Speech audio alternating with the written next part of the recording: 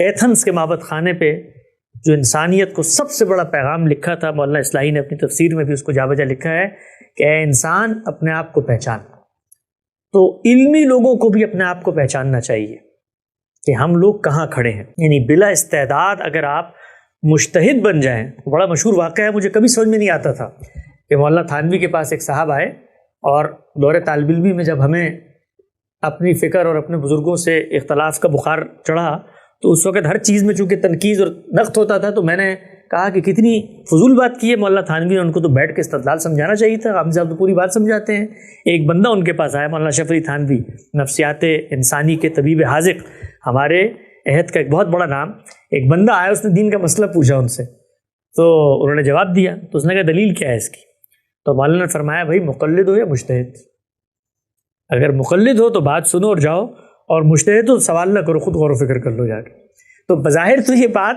بڑی احمقانہ مجھے لگتی تھی، نہیں ان کو بیٹھ کے استدلال بتانا چاہیے، لیکن اس میں ایک سبق تھا۔ انہوں نے محسوس کیا اس آدمی کے سامنے کہ وہ بلا صلاحیت مجھ سے وہ علمی استدلال پوچھنا چاہ رہا ہے جو اس کو وہ پرسیو ہی نہیں کر سکتا، اور اگر اس میں وہ صلاحیت ہوتی تو اس کا یہ سوال نہ ہوتا مجھ سے۔ تو یہ بڑی کام کی بات ہے جو مجھے ان سے ملی۔ میں نے گزشتہ 15 سال، اب تو اپنے پرائے سب اس چیز کا اعتراف کرتے ہیں کہ غامدی صاحب ایک بڑے صاحب علم ہیں، ان کی صحبت میں گزارے ہیں۔ میں نے ان کے ساتھ علمی کام کیا باقاعدہ حدیث پروجیکٹ کے اندر گزشتہ 8 سال۔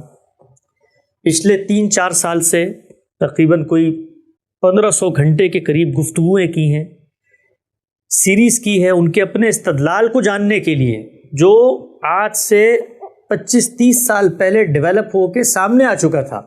لیکن جس وقت انہوں نے اس کی پیشکش کی، اپنا علمی سفر بتایا، تو آپ یقین جانیں کہ اتنا مشکل پروسیس ہے یہ استدلال کا، اور ایک صاحب علم جو اس فکر کا خالق اور بانی ہے،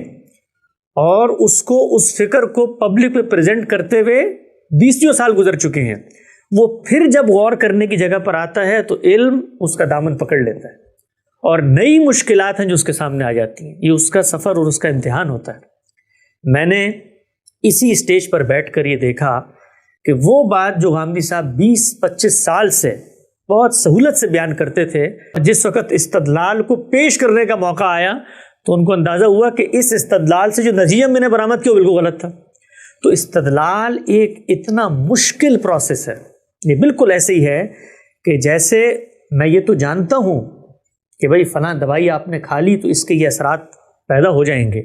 لیکن کوئی شخص مجھے کہے کہ میرے دل میں درد ہو رہا ہے تو میں یوٹیوب کی کوئی ویڈیو کھول کے چھری کانٹا لے کے اس کا آپریشن کرنا شروع کر دوں، کیونکہ اس میں اتنے پہلو ہیں جو ڈاکٹر نے ایک آپریشن کرنے سے پہلے دیکھنے ہوتے ہیں۔ یہ پوری کی پوری سائنس ہے، اور اس سائنس کو پیش کرنا یہ کوئی بچوں کا کھیل نہیں ہے۔ اس کے اندر جب آپ گفتگو کرتے ہیں تو وہ موضوع کیا ہے، اس کی اصطلاحات کیا ہیں، اس پر ماضی میں کن کن لوگوں نے گفتگو کی، جن لوگوں نے گفتگو کی کس زبان میں کی، اس زبان کے رموز کیا ہیں، اس زبان کے بیان، اس کی اصطلاحات، یہ سب کی